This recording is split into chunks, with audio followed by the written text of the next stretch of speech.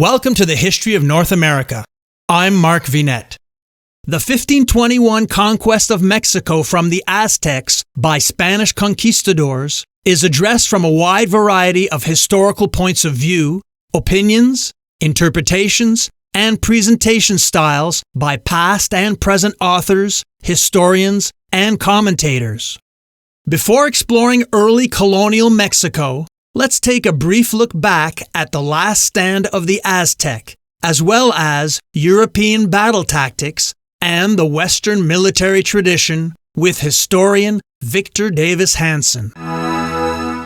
We're talking about the invasion of Mexico from the Caribbean at Veracruz and the march inland between 1519 and 1521 by sort of lesser nobleman Hernan Cortez. And he's a very interesting guy, and I think, he'd left in his teens to the New World, and then I think he'd been in Cuba under the Velázquez governorship for a number of years. And anyway, he raised the money, and he had heard of fabulous wealth and a fabulous civilization in the inland of Mexico. But although there had been people who had seen it, nobody quite believed it. So he had almost no information. So he sailed the short distance from Cuba to Veracruz, and he prepared to march inland. And he did. He had about 1,100 men, and the famous story that he burned his ships because it was either, success or failure, but not retreat.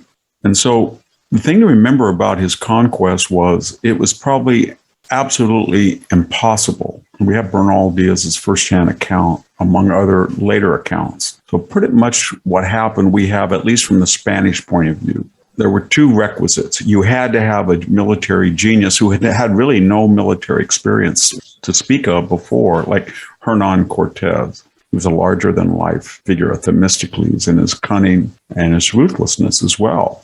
And then you could not have destroyed an empire of 4 million people had not you had the Tlaxcalans and the Tabascans and a whole series of the Totonacs, I think they were called, indigenous people who had been subject to Aztec oppression. And by subject, I mean they, in various wars of rebellion and unification on the part of the Aztecs, their people had been enslaved and brought to Tenochtitlan, Mexico City, and then human sacrificed in a horrific fashion. So there was a great hatred of the Aztec Empire, and Cortez manipulated that brilliantly. So even on the initial assault or entry, he had 1,000 Tlaxcalans with him. And then he went in, and he had a very good propaganda that only a person that had horses or these huge Mastiff hunting dogs or Spanish steel blades or Spanish armor, highest quality steel in Europe, or gunpowder, or cannons, or this strange language, or these priests, all of that had to be beyond the comprehension of Montezuma and the Aztecs, and therefore it had to have a divinity element in it. And there had been reports how they got there to Veracruz. People in the Native American community had transmitted village to village that people had arrived on these godlike ships that had sails, et cetera, et cetera. Okay, anybody would think it was supernatural. But after a while, that novelty wore off, and there was a series of revolts. And Cortez then was faced with a two-pronged challenge. He had been recalled on the one hand by the governor of Cuba and by extension the crown, and Narvaez had had a huge force to attack him in his rear of Spaniards. And then the Aztecs were now onto him, and they were attacking him. So he retreated all the way back to Veracruz, left some of his men under very ruthless but brilliantly lethal commander Pedro Alvarado. And the long and the short of it is, after defeating the Spanish contingent, he won them over, and then he brought a huge force of about 2,500, got back to Mexico City, saw that it was an open rebellion and Alvarado had massacred, not that he hadn't himself, and there was a huge fight.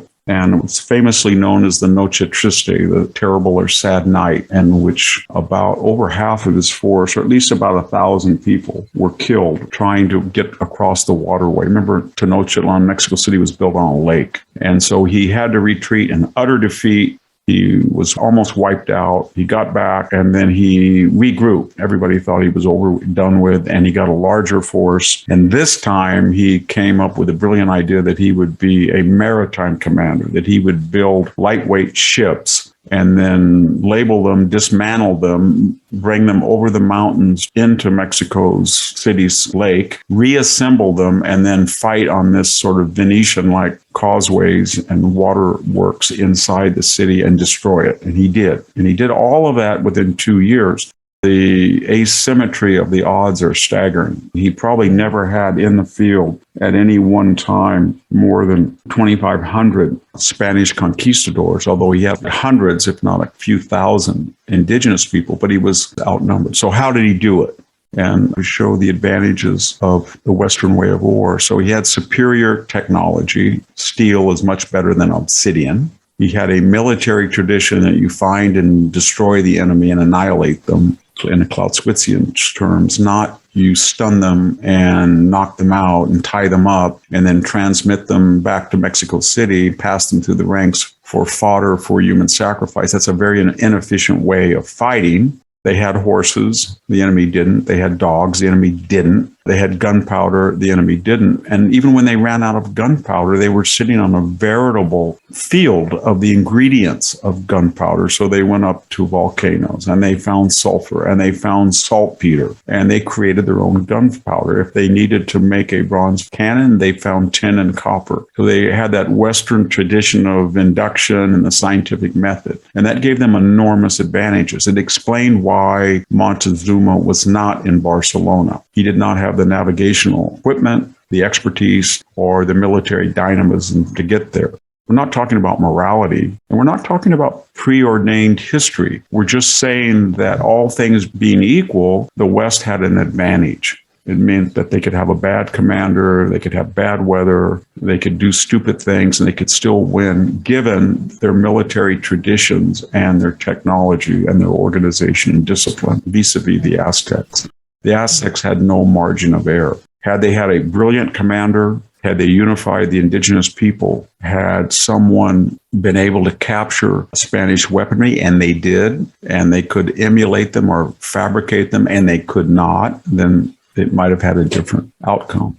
When you read Bernal Diaz's Conquest of New Spain, you want to read this hating Cortez because he's supposedly the archetypical European marauder, bandit, conquistador, forcibly introducing foreign religion to indigenous peoples, bringing with him everything from whooping cough to new strains of malaria to, of course, smallpox. But when you start to read about it, it becomes very complex. He's dealing with people who ritualize cannibalism, who ritualize human sacrifice. We know from the Aztecs' own records that so many people were killed about 30 years before Cortez arrived, and the bodies were dumped in Lake Tenochtitlan that people had to flee the city because of the putrid smells and infection that followed. And so when you start to see the dynamism there, the Aztecs were murderous people. And if today it's very odd for me to see a lot of the romance that surrounds them, especially in the Mexican-American community, when they have other indigenous peoples like the Tlaxcalans. While they engage in human sacrifice, they did not institutionalize on a continental scale mass death, and they rebelled against it. And you would think that that would be a more suitable ancestor to choose if you were going to romanticize pre-Columbian Mexico. And then when you look at Cortez himself, it's very hard to see how he did it. I mean, he's pulled down from horses. He's clubbed. He's surrounded. He's got people trying within his own circle and cadre trying to kill him, to assassinate him. He's got Native American allies that decide to change sides and they almost wipe him out. He has the idea of ships. He has to build them. I mean, there's nothing the guy can't do, whatever you think about his morality. And then he ends up very badly. In his late 50s, he's sort of stripped of all of his conquest, the spoils of war, so to speak. He goes back to Spain. There's a lot of anger and dissension and disagreement about his legacy among the Spaniards themselves, especially the Catholic Church. There's fights between his heirs about which property is which. And he ends up not a very happy, healthy, or well person. He dies in Spain in his early 60s. I'm Mark Vinet, and I hope you're enjoying the ride.